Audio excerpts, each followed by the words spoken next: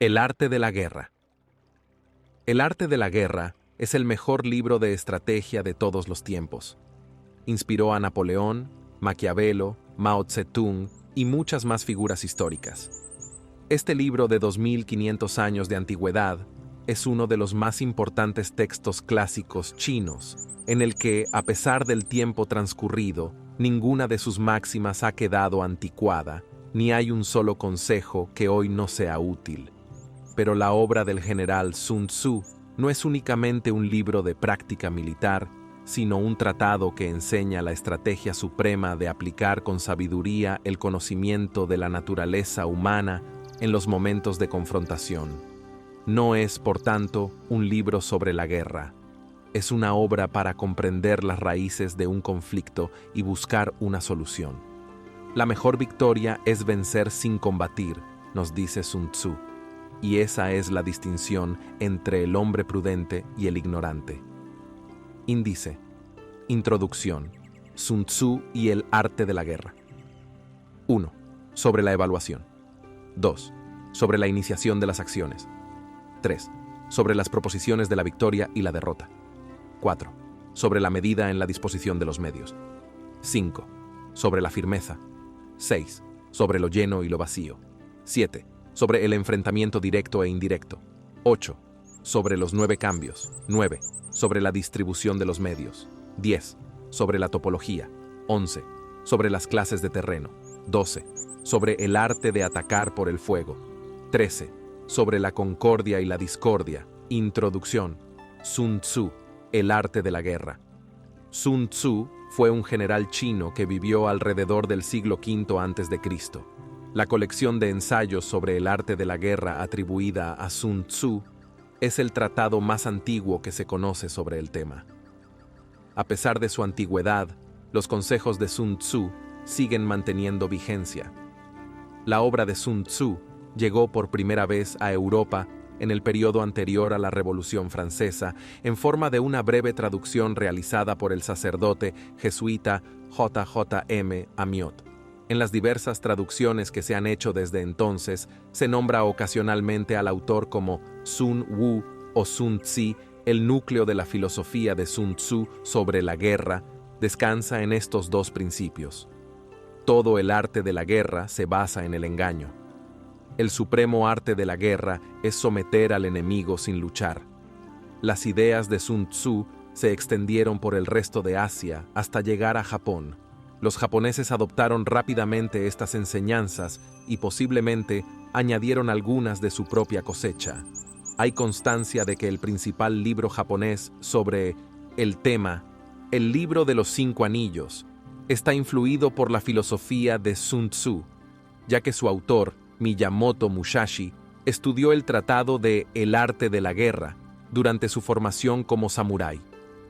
Habitualmente se hace referencia a las culturas orientales como culturas de estrategia, y no es pequeña la influencia de Sun Tzu en este desarrollo cultural. Hoy en día, la filosofía del arte de la guerra ha ido más allá de los límites estrictamente militares, aplicándose a los negocios, los deportes, la diplomacia e incluso el comportamiento personal. Por ejemplo, muchas frases clave de los manuales modernos de gestión de empresas son prácticamente citas literales de la obra de Sun Tzu, cambiando, por ejemplo, ejército por empresa o armamento por recursos, sin ir más lejos. Las ideas siguen siendo completamente válidas a pesar de los 25 siglos transcurridos desde que se escribieron. Capítulo 1. Sobre la evaluación. Sun Tzu dice: la guerra es de vital importancia para el Estado. Es el dominio de la vida o de la muerte, el camino hacia la supervivencia o la pérdida del imperio. Es forzoso manejarla bien. No reflexionar seriamente sobre todo lo que le concierne es dar prueba de una culpable indiferencia en lo que respecta a la conservación o pérdida de lo que nos es más querido. Y ello no debe ocurrir entre nosotros. Hay que valorarla en términos de 5 factores fundamentales y hacer comparaciones entre diversas condiciones de los bandos rivales con vistas a determinar el resultado de la guerra. El primero de estos factores es la doctrina, el segundo, el tiempo, el tercero, el terreno, el cuarto, el mando, Y el quinto, la disciplina. La doctrina significa aquello que hace que el pueblo esté en armonía con su gobernante, de modo que le siga donde sea, sin temer por sus vidas ni a correr cualquier peligro. El tiempo significa el yin y el yang, la noche y el día, el frío y el calor, días despejados o lluviosos, y el cambio de las estaciones. El terreno implica las distancias y hace referencia a dónde es fácil o difícil desplazarse, y si es campo abierto o lugares estrechos, y esto influencia las posibilidades de supervivencia. El mando ha de tener como cualidades sabiduría, sinceridad, benevolencia, coraje y disciplina. Por último, la disciplina ha de ser comprendida como la organización del ejército, las graduaciones y rangos entre los oficiales, la regulación de las rutas de suministros y la provisión de material militar al ejército. Estos 5 factores fundamentales han de ser conocidos por cada general. Aquel que los domina, vence. Aquel que no, sale derrotado. Por lo tanto, al trazar los planes, han de compararse los siguientes 7 factores, valorando cada uno con el mayor cuidado. ¿Qué dirigente es más sabio y capaz? ¿Qué comandante posee el mayor talento?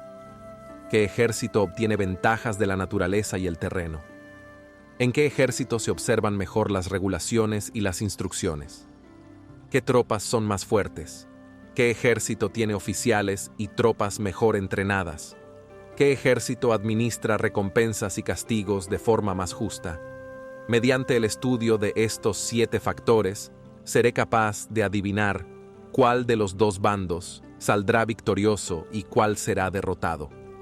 El general que siga mi consejo es seguro que vencerá. Ese general ha de ser mantenido al mando. Aquel que ignore mi consejo ciertamente será derrotado. Ese debe ser destituido. Tras prestar atención a mi consejo y planes, el general debe crear una situación que contribuya a su cumplimiento. Por situación quiero decir que debe tomar en consideración la situación del campo y actuar de acuerdo con lo que le es ventajoso. El arte de la guerra se basa en el engaño, por lo tanto, cuando es capaz de atacar, ha de aparentar incapacidad. Cuando las tropas se mueven, aparentar inactividad. Si está cerca del enemigo, ha de hacerle creer que está lejos. Si está lejos, aparentar que se está cerca. Poner cebos para atraer al enemigo. Golpear al enemigo cuando está desordenado. Prepararse contra él cuando está seguro en todas partes. Evitarle durante un tiempo cuando es más fuerte. Si tu oponente tiene un temperamento colérico, intenta irritarle. Si es arrogante, trata de fomentar su egoísmo. Si las tropas enemigas se hallan bien preparadas tras una reorganización, intenta desordenarlas. Si están unidas, siembra la disensión entre sus filas. Ataca al enemigo cuando no está preparado y aparece cuando no te espera. Estas son las claves de la victoria para el estratega. Ahora, si las estimaciones realizadas antes de la batalla indican victoria, es porque los cálculos cuidadosamente realizados muestran que tus condiciones son más favorables que las condiciones del enemigo. Si indican derrota, es porque muestran que las condiciones favorables para la batalla son menores. Con una evaluación cuidadosa uno puede vencer, sin ella no puede. Muchas menos oportunidades de victoria tendrá aquel que no realiza cálculos en absoluto. Gracias a este método se puede examinar la situación y el resultado aparece claramente. Capítulo 2. Sobre la iniciación de las acciones. Una vez comenzada la batalla, aunque estés ganando, de continuar por mucho tiempo, desanimará a tus tropas y embotará tu espada. Si estás sitiando una ciudad, agotarás tus fuerzas. Si mantienes a tu ejército durante mucho tiempo en campaña, tus suministros se agotarán. Las armas son instrumentos de mala suerte. Emplearlas por mucho tiempo producirá calamidades. Como se ha dicho, los que a hierro matan, a hierro mueren. Cuando tus tropas están desanimadas, tu espada embotada, agotadas tus fuerzas y tus suministros son escasos, hasta los tuyos se aprovecharán de tu debilidad para sublevarse. Entonces, aunque tengas consejeros sabios, al final no podrás hacer que las cosas salgan bien. Por esta causa, He oído hablar de operaciones militares que han sido torpes y repentinas, pero nunca he visto a ningún experto en el arte de la guerra que mantuviese la campaña por mucho tiempo.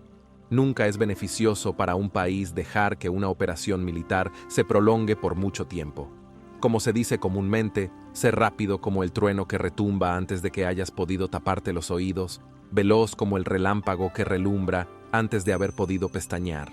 Por lo tanto, los que no son totalmente conscientes de la desventaja de servirse de las armas no pueden ser totalmente conscientes de las ventajas de utilizarlas. Los que utilizan los medios militares con pericia no activan a sus tropas 2 veces, ni proporcionan alimentos en 3 ocasiones, con un mismo objetivo. Esto quiere decir que no se debe movilizar al pueblo más de una vez por campaña, y que inmediatamente después de alcanzar la victoria, no se debe regresar al propio país para hacer una segunda movilización. Al principio, esto significa proporcionar alimentos para las propias tropas, pero después se quitan los alimentos al enemigo. Si tomas los suministros de armas de tu propio país, lo más importante quitas los alimentos al enemigo es la victoria, estar bien abastecido de armamento y de provisiones. Cuando un país se empobrece a causa de las operaciones militares, se debe al transporte de provisiones desde un lugar distante.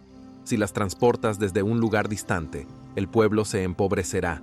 Los que habitan cerca de donde está el ejército pueden vender sus cosechas a precios elevados, pero se acaba de este modo el bienestar de la mayoría de la población. Cuando se transportan las provisiones muy lejos, la gente se arruina a causa del alto costo. En los mercados cercanos al ejército, los precios de las mercancías se aumentan. Por lo tanto, las largas campañas militares constituyen una lacra para el país. Cuando se agotan los recursos, los impuestos se recaudan bajo presión. Cuando el poder y los recursos se han agotado, se arruina el propio país. Se priva al pueblo de gran parte de su presupuesto, mientras que los gastos del gobierno para armamentos se elevan. Los habitantes constituyen la base de un país. Los alimentos son la felicidad del pueblo. El príncipe debe respetar este hecho y ser sobrio y austero en sus gastos públicos. En consecuencia, un general inteligente lucha por desproveer al enemigo de sus alimentos. Cada porción de alimentos tomados al enemigo equivale a 20 que te suministras a ti mismo. Así pues, lo que arrasa al enemigo es la imprudencia y la motivación de los tuyos en asumir los beneficios de los adversarios. Cuando recompenses a tus hombres con los beneficios que ostentaban los adversarios, los harás luchar por propia iniciativa, y así podrás tomar el poder y la influencia que tenía el enemigo. Es por esto lo que se dice que donde hay grandes recompensas hay hombres valientes.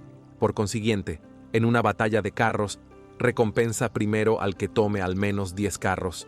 Si recompensas a todo el mundo, no habrá suficiente para todos, así pues, ofrece una recompensa a un soldado para animar a todos los demás. Cambia sus colores de los soldados enemigos hechos prisioneros. Utilízalos mezclados con los tuyos. Trata bien a los soldados y préstales atención. Los soldados prisioneros deben ser bien tratados para conseguir que en el futuro luchen para ti. A esto se llama vencer al adversario e incrementar por añadidura tus propias fuerzas.